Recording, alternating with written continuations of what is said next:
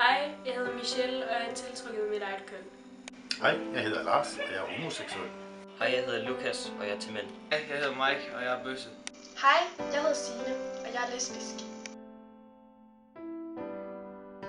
Der er rigtig mange mennesker, der slet ikke ved, hvor svært det er at springe ud som homoseksuel. Mange synes, homoseksuelle er klamme.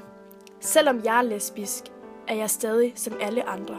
Men nogle folk mener, det er forkert at være homo. De misbruger ordet. Første gang, jeg skulle fortælle mine forældre, at jeg var lesbisk, reagerede de faktisk meget voldsomt.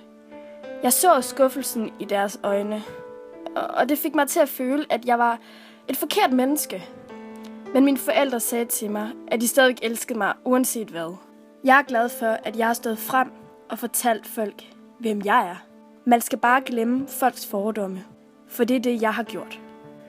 Der kan både være optur og nedtur, når man er homoseksuel. Jeg synes, det er godt, at nogle mennesker accepterer homoseksuelle.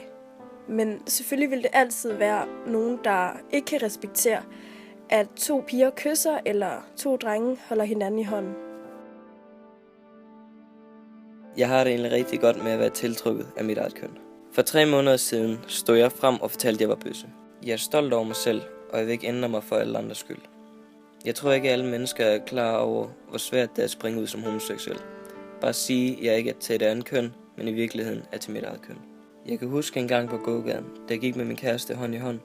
Der var flere folk, som kiggede tilbage og nærmest stoppede op og begyndte at viste hinanden og pegede på os.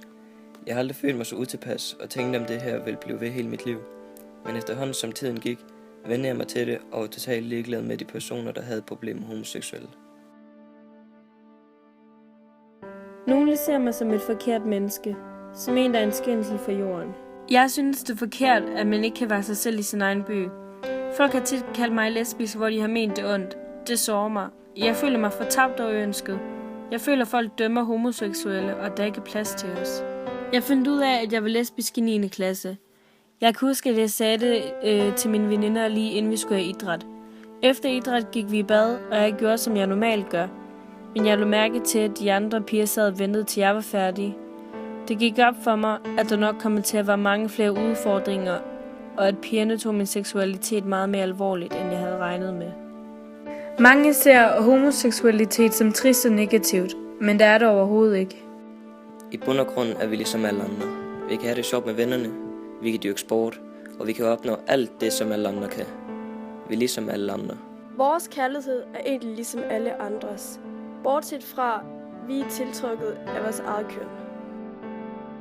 Vi er bare 3 ud af mange, som er homoseksuelle i hele verden.